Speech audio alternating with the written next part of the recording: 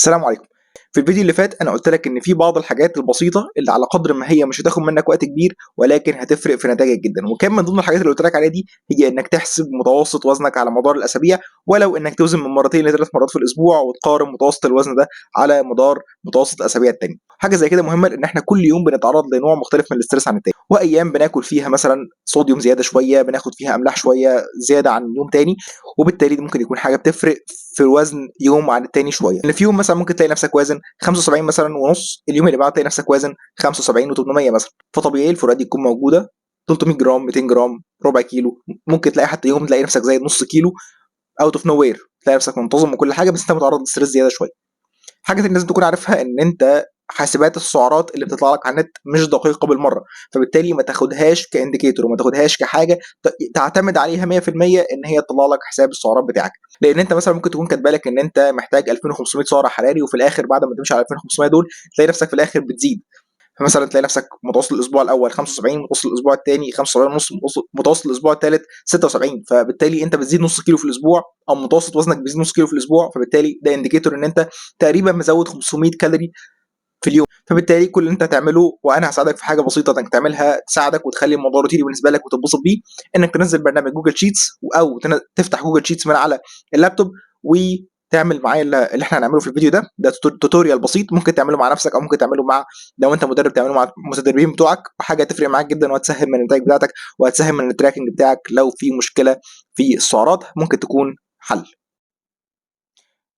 فهنا مثلا على برنامج جوجل شيتس، فاحنا اللي احنا هنعمله ان احنا هندخل هنا اول حاجه بعض المتغيرات زي التاريخ، هنا ديت، وعندنا هنا الويت او الوزن.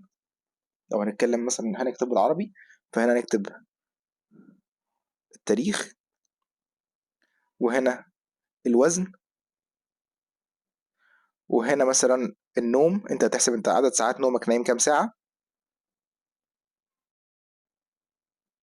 وبعد كده مثلا هنحط الضغط العصبي، لو انت قادر مثلا تقيم ضغطك العصبي من 10 فممكن تكتب الضغط العصبي مثلا، تاخد الحاجات دي هي متغيرات اساسيه، وتعمل مثلا هنا للصف ده تعمل له تجميد او تعمل له فريز. طيب عشان الصف ده هيكون ثابت معانا، الصف ده تكتب فيه التاريخ، وليكن النهارده مثلا، النهارده يوم 26/8،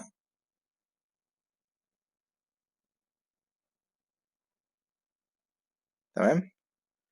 وهنعمل بعد كده 7 ايام اوتو فيل، 1 2 3 4 5 6 7، 3 4 5 6 و7، وهتعمل هنا اوتو فيل، وهتكتب في الخانه دي متوسط الوزن بتاعك اللي هو متوسط 7 ايام، متوسط الوزن، وتكتب هنا معادله equal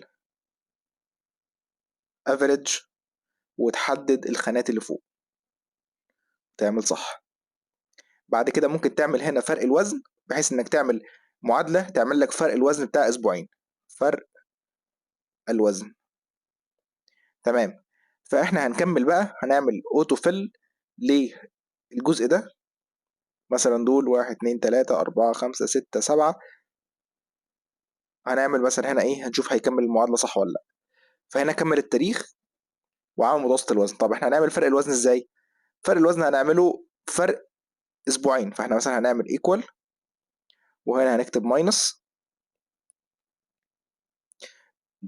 دي، النتيجة دي والنتيجة دي، هنعمل ايكوال ماينس ونفتح قوس ونحط النتيجة دي والنتيجة دي، هيعمل لنا فرق النتيجتين دول.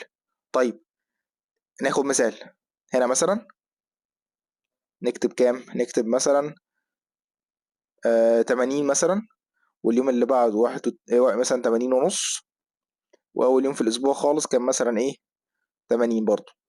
فده مثلا متوسط الاسبوع الاول. ناخد متوسط الاسبوع الثاني مثلا برضه، هو مثلا ماشي على ديفيسيت، فنقول 80 مثلا 79 و800، واخر الاسبوع مثلا وزن لقى نفسه 79 و700، فده متوسط الاسبوع الثاني.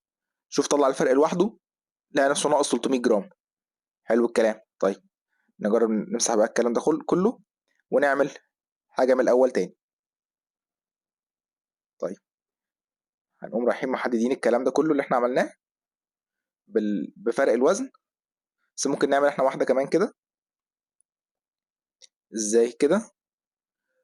ونعمل ايه 8 كمان، 1 2 3 4 5 6 7 8.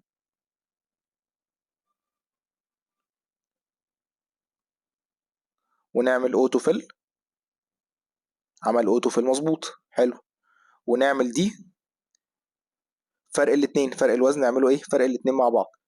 فرق يبقى ازاي، ايكوال، ونحط ماينس، ونحط الناتج ده والناتج ده.